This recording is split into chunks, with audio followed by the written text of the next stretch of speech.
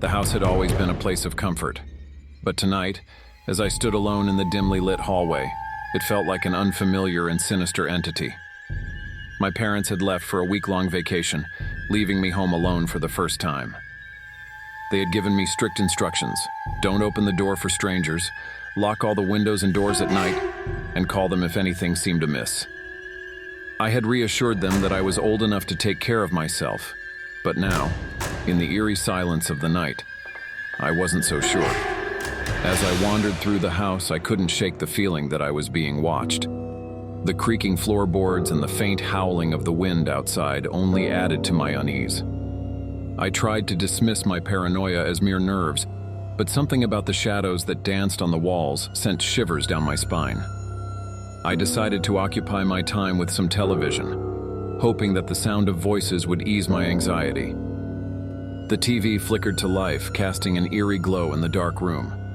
I settled into the couch, trying to lose myself in the mindless chatter of late-night shows. But every so often, I thought I heard faint whispers coming from the other end of the house. I muted the TV and strained my ears, trying to make sense of the hushed voices. It was as if someone was having a conversation just out of earshot. The hairs on the back of my neck stood on end, and my heart began to race. I knew I was alone, or at least I should be, but the voices persisted, growing louder and more distinct. I cautiously rose from the couch and tiptoed down the dark hallway, guided only by the moonlight filtering in through the windows. The voices led me to the basement door. I had always found the basement to be a creepy place, with its ancient rickety staircase and the unsettling feeling that something lurked in its depths. Summoning all my courage, I descended into the abyss. The voices grew clearer, and I realized they were chanting something in a language I couldn't comprehend. Panic set in as I reached the bottom of the stairs and found myself in a dimly lit room. The walls were adorned with strange symbols, and in the center of the room, a circle had been drawn on the floor, filled with candles that flickered eerily. I couldn't see anyone, but the voices were definitely coming from this room. I felt a presence, a malevolent energy that seemed to be closing in on me. Fear clenched my chest, making it hard to breathe. I fumbled for my phone, my fingers trembling as I dialed 911. But as I held the phone to my ear, I realized there was no signal. Panic turned to terror as the voices grew louder, and I could make out the words they were chanting: "He comes! He comes! The one who watches! The one who waits!" I stumbled backward, desperately searching for an escape route. But as I turned to run up the stairs, I was met with a wall of darkness that blocked my way. I tried to scream, but my voice caught in my throat. The room seemed to close in on me, the symbols on the walls twisting and contorting as if they were alive. I was trapped, and the chanting grew deafening, filling my head with an unbearable cacophony. Just when I thought I couldn't take it anymore, the voices suddenly stopped. The room was plunged into silence, and the darkness retreated, allowing me to escape up the stairs. I burst into the living room, gasping for breath, my heart pounding in my chest. The TV had turned off, and the house was once again shrouded in eerie silence. I decided I couldn't stay in this house any longer. I needed to get out and find help. As I reached for the front door, a chilling whisper brushed against my ear. "You can't leave now. He's here."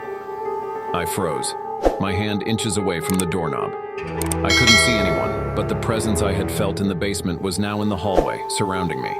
With a surge of adrenaline, I flung open the door and ran into the night. The cold air stung my face, and I sprinted down the empty street, not looking back.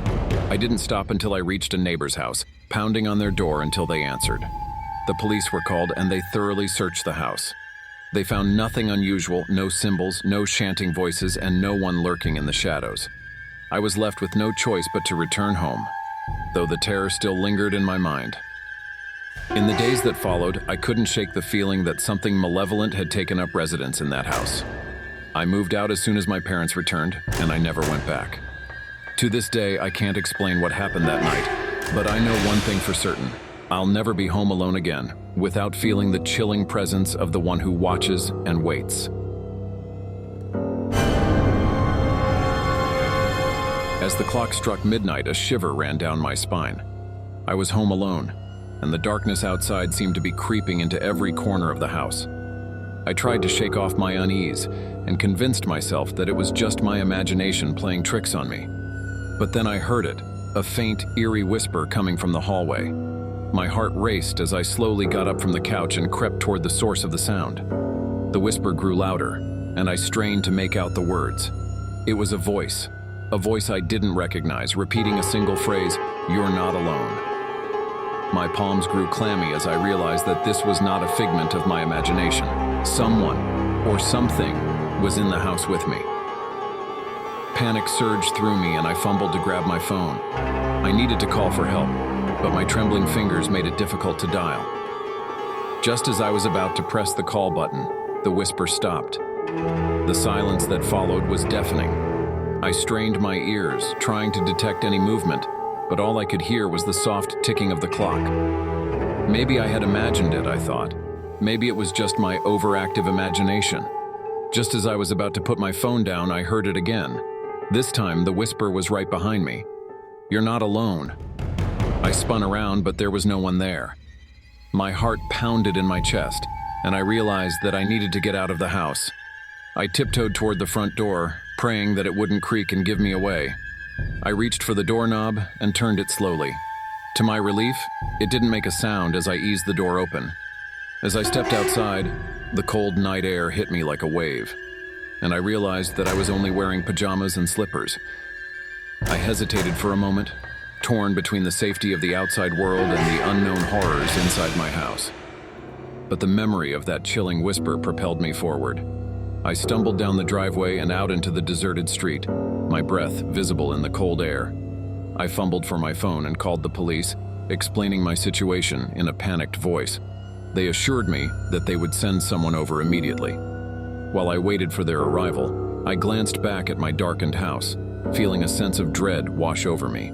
Minutes felt like hours as I stood there, shivering in the darkness. Finally, the sound of sirens approached, and a police car pulled up in front of my house. 2 officers emerged, their flashlights cutting through the night. I explained everything to them, from the whispers to the feeling of being watched. They exchanged a glance and then nodded, as if they had heard it all before. One of the officers asked if I had any neighbors who might have been playing a prank on me, but I assured them that I lived in a quiet neighborhood, and everyone knew I was home alone. With a sense of unease, the officers agreed to check the house. They drew their weapons and entered cautiously, their flashlights scanning the shadows. I watched from the street, my heart pounding as I waited for their report. After what felt like an eternity, the officers emerged from the house, their faces pale. They told me that they had found nothing, no sign of forced entry, and no one inside. But as they spoke, I saw something out of the corner of my eye. A figure standing at the window on the 2nd floor, staring down at us. I pointed, and the officers turned their flashlights toward the window. The figure was gone. They rushed back inside, leaving me standing alone in the darkness once more. Minutes later, they returned, looking even more perplexed. They assured me that they had searched every inch of the house, and there was no one inside. I was left with no choice but to go back inside with them. My heart was in my throat as I stepped through the front door, my phone's flashlight illuminating the way. We searched every room, but there was no trace of the mysterious intruder. The officers finally left, assuring me that they would patrol the area throughout the night. But as I locked the door behind them and made my way upstairs, I couldn't shake the feeling that I was not alone. I climbed into bed, pulling the covers tightly around me. But sleep remained elusive. Every creak and rustle in the house sent a chill down my spine, and I couldn't help but wonder if the whispering voice would return. And then, just as the first light of dawn crept through my window, I heard it again, a soft, sinister whisper right beside my bed.